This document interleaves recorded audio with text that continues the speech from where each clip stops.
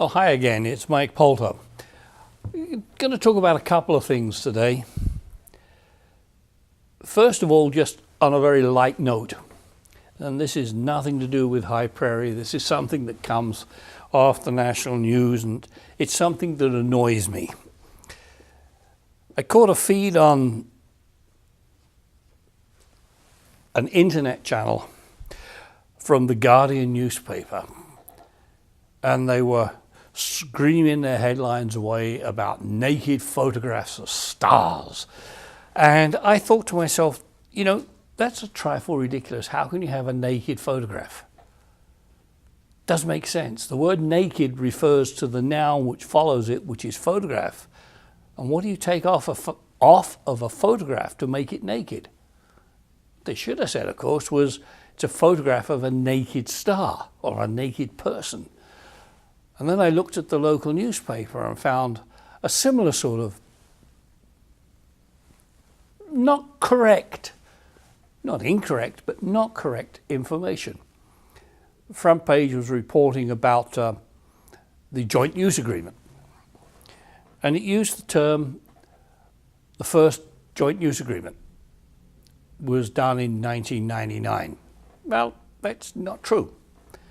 The first joint use agreement that I can remember was done in 1980, and is chiefly memorable from the fact that although the town, the ID as it then was, the settlements, the reserves, the school divisions, both of them, and the Elks, the Lions, the Legion, everybody else was in agreement on what was going to be done with that agreement. It never happened, because by some quirk in wording, the town's recreation director had a veto over anything to do with recreation. And he said no. He wasn't with us for much longer, I must admit, but it goes back a long way. The second thing I wanted to talk about, just for a few minutes, was some things that I've been being advised about. And I must admit I hadn't heard this until today, because I'd been in the city for the last few days. But apparently I understand that the library is thinking about expanding to go upstairs.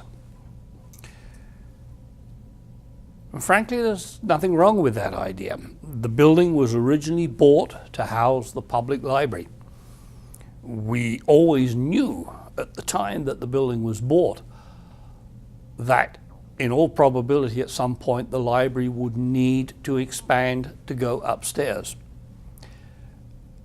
But the question was then asked to me, well, what about the people who are tenants upstairs?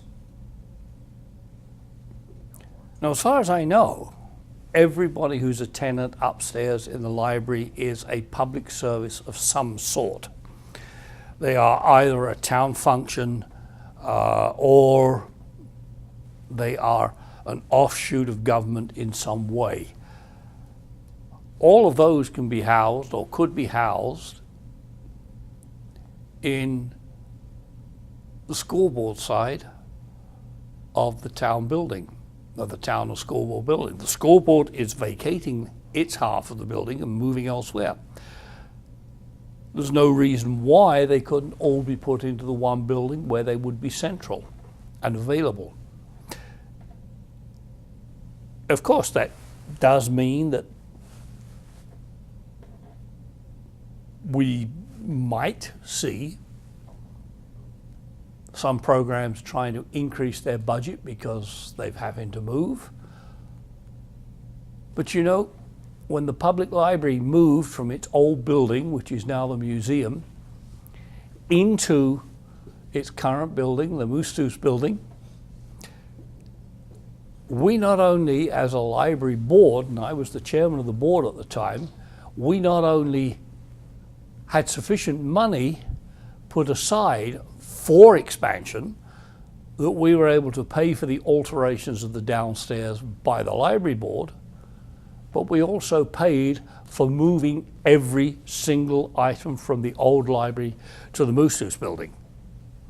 Doesn't have to be an increase in cost to the taxpayer. It can be done. It just need some people willing to do the work and to haul things around.